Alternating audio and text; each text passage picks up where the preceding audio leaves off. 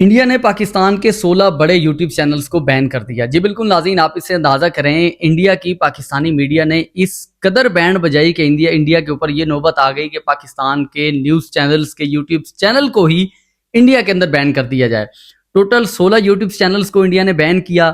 क्यों बैन किया, किस किस चैनल को बैन किया और किस वजह की बुनियाद पर किया और इंडिया ने इल्ज़ाम क्या लगाया इन चैनल्स को बैन करने के पीछे, तो ये तमाम तर डिटेल आपको बताते हैं। सबसे पहले आपको ये बताते हैं कि किन चैनल्स को इंडिया ने, पाकिस्तानी बड़े चैनल्स को, उनके यूट्यूब प्लेटफॉर्म्स को इंडिया के अंदर बैन कर दिया।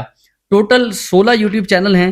जिनको बैन किया गया। उसमें सबसे पहले जो प्रोमिनेंट पाकिस्तान के मीडिया के चैनल्स हैं उनके डिजिटल प्लेटफॉर्म्स को, यूट्यूब चैनल को बैन किया गया। उसमें सबसे पहले डॉन न्यूज़, ARY न्यूज़, बोल न्यूज़, जियो न्यूज़, समा न्यूज़, GNN, उसके अलावा सुनो, उसके बाद ये तमाम वो टीवी चैनल्स के यूट्यूब चैनल हैं जिनको बैन किया गया। उसके अलावा भी दीगर जो यूट्यूब चैनल्स हैं जिसमें इरशाद भट्टी का यूट्यूब चैनल बैन किया गया, रफ्तार टीवी का यूट्यूब चैनल बैन किया गया, उसके बाद उज़ैर क्रिकेट को बैन किया गया, अस्मा शराजी को बैन किया गया, मुनीब फारूक ऑफिशियल को बैन किया गया,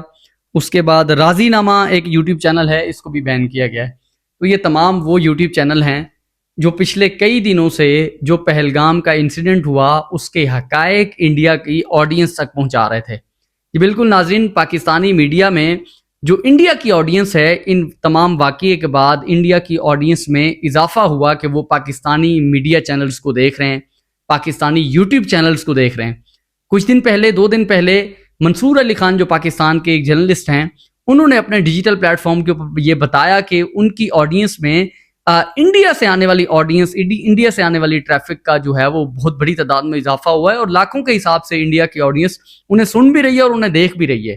तो जब इंडिया की गवर्नमेंट सरकार, मोदी की सरकार ने जब देखा कि इंडिया की जो ऑडियंस है वो पाकिस्तानी मीडिया चैनल्स को देख रही है, पाकिस्तानी यूट्यूब चैनल्स को देख रही है और उनको देखने के बाद उनके ओपिनियंस भी चेंज हो रहे हैं कि वहाँ इंडिया की ऑडियंस में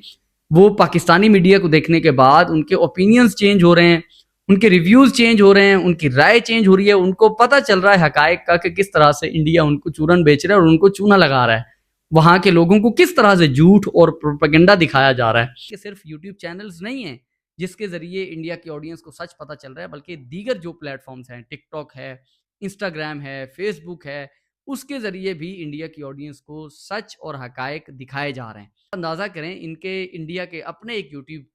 यूट्यूबर हैं ध्रुव राठी, जिसने 2 दिन पहले मुकम्मल एक डिटेल्ड डॉक्यूमेंट्री पब्लिश की जिसके अंदर उन्होंने बताया कि किस तरह से मोदी सरकार ये प्रोपेगेंडा कर रही है, किस तरह से वो झूठ और नफ़रत को हवा देने के लिए ये तमाम तर उन्होंने ड्रामा रचाया और ये सिर्फ़ और सिर्फ़ लसानियत की बुनियाद पे ये तमाम तर चीज़ें की जा रही हैं और अपनी ऑडियंस में इज़ाफ़ा करने के लिए, अपना वोट बैंक में इज़ाफ़ा करने के लिए ये तमाम तर चीज़ें हो रही हैं। तो ये तमाम तर डिटेल हैं कि किस तरह से इंडिया ने पाकिस्तान के 16 बड़े यूट्यूब चैनल्स को इंडिया के अंदर बैन कर दिया ताकि हक और सच इंडिया तक ना पहुँचे, इंडिया के लोगों तक ना पहुँचे, इंडिया की ऑडियंस तक ना पहुँचे।